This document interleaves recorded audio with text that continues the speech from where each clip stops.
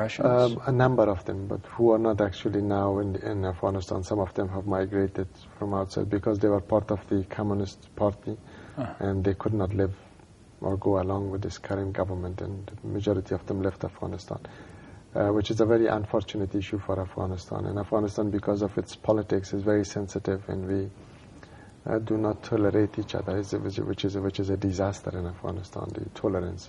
But however, still you are experiencing coming back of your Afghans abroad. Lots of Afghans who have returned back to Afghanistan, and it's very good, and it's a green light for us for future of Afghanistan, hopefully within the next 15-10 years, once the peace is there and the prosperity is there. How many Afghans do live abroad? I think the total refugee number of Afghanistan is not very clear because there is no survey for them, but something around 5 million people are living outside Afghanistan. Along with 32 million you have inside of the country. Inside Afghanistan, based on the official data, the total population of Afghanistan is 25 million. It's 25 million. That's the official number, the official. But we have never done the census. Afghanistan has only had one census, the whole history and the whole the course of history. When was that? And that was 1978. 78. This is just the end of the Russian war. No, actually the start of the war. The first year of the Russians' invasion in Afghanistan was 78, where the Russians. What happened with Russia at that time? Why they have invited you? Actually, the invasion or the occupation in Afghanistan by the Russians had political reasons from their side, but I couldn't see any benefit for the Russians' politics in Afghanistan, and I don't know why they actually attacked Afghanistan. It is still a very strong question for us, why they attacked Afghanistan, why they occupied Afghanistan. It was not in their benefit at all. Afghanistan is a country, as unconquerable country. Was it 10 years of war? Actually, the war with Russia was ended in 1987. 87, that is almost 10 years. Yeah. And who won? Well, we are the losers. Afghans are the losers. We don't know who is the winner, but we are the losers because we lost. That war has no winner, particularly the one who the fighting is happening on their land. Any country who is the victim of the war is a loser. Exactly. I mean, there is no benefit for the. Still, you have losers. Yeah. Still, the war Still is there. Losers.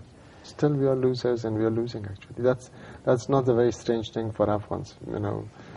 Afghans are very famous for being a warlike people, but I think we are always losers. Afghan was once the largest producer of opium in the world, and still it produces a substantial amount of opium. Yep, I mean, the reason, there are two reasons for that. Perhaps three reasons if you see the social one as well. One of the reasons is the lack of strong civilian government in Afghanistan, where government cannot control the territory properly, and the insurgency has more dominated the areas which are very, very cultivative, very, very rich in terms of the cultivation of the.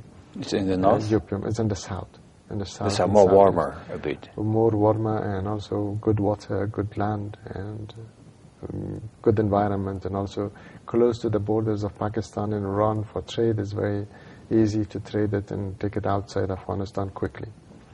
And processing is also very possible there because the vast area of control of the government is not very much there. And controlling that area is also very difficult because of the mountains and because of the deserts. There's a mix of mountains and deserts, and it's very difficult. Parts of that, if you go out of the river, a bit away from the river, it is very dry, so it's inaccessible. So that's one of the reasons that the lands there is more cultivated with opium. The second reason is poverty in Afghanistan. We suffer from poverty, and people want money, and the only How do you understand poverty under how many percent of this 25 million population? Well, because we don't have figures in Afghanistan, unfortunately. But when I'm saying talking about the figures of, as I said, on the population, I think it is more than, according to the data and the numbers being quoted in the UN documents and the Western's documents and the Eastern's document and Russian's document, I think we are 90% below, 60% below poverty level. Line, which is $2 per day. Which is, I think in terms of $2, I'm talking on $1. $1 If you per consider the $2 per day, Mm. it should be 90% of the population is living below poverty, or at least 80% of the population. What was the third reason for opium? And the third reason is the regional actors in Afghanistan. Mm-hmm. They are very powerful than the government of Afghanistan. For example, Pakistan is very powerful. India is very powerful in Afghanistan. Iran is powerful in Afghanistan. Russia is very powerful in Afghanistan. And they have their influence own through certain regions? Certain groups, certain political parties, certain agendas and channels of money that they have in Afghanistan. It's very... 30 years of conflict in a country certainly create lots of channels for people who want to use it and utilize it. And you know that the intelligence today, the war is war of intelligence.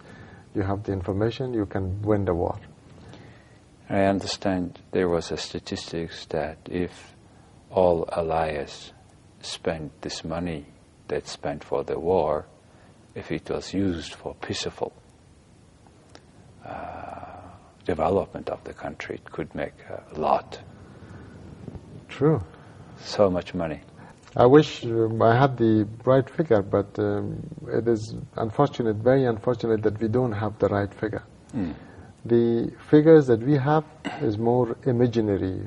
People talk about $160 billion or $1 trillion. When the economy is around 20 billion.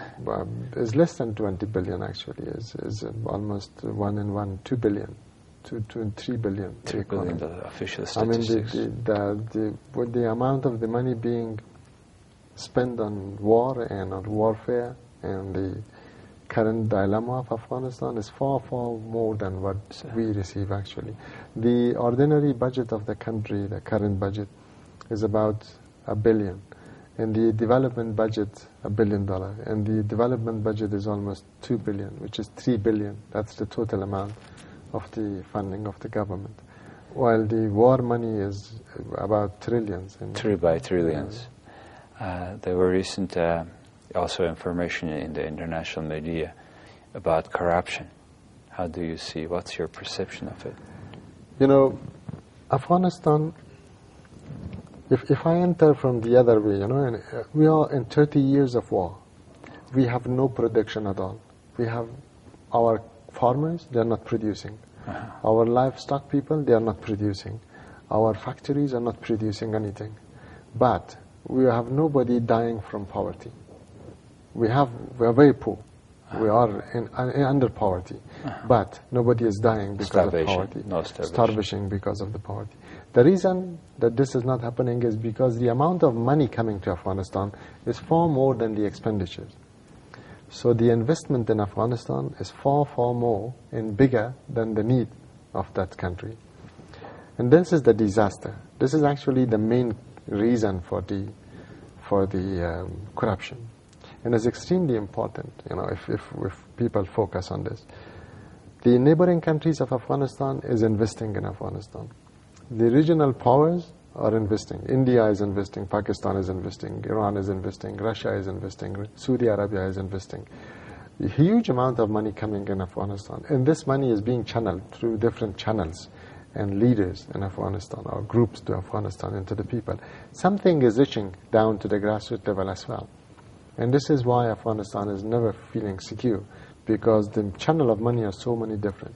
And unfortunately, in the international arena, we also have the same problem.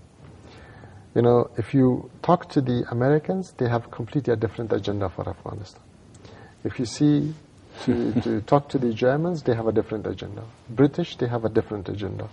And these agendas are not actually matching each other. They are actually rather crossing each other. And unfortunately, because of the lack of a proper leadership in Afghanistan, we cannot find the intersection of these. And, Speaking about leaders, there was an election. Yes. And there were a motion that it is not going to be accepted, the result. You mean about the latest parliamentary election? President election.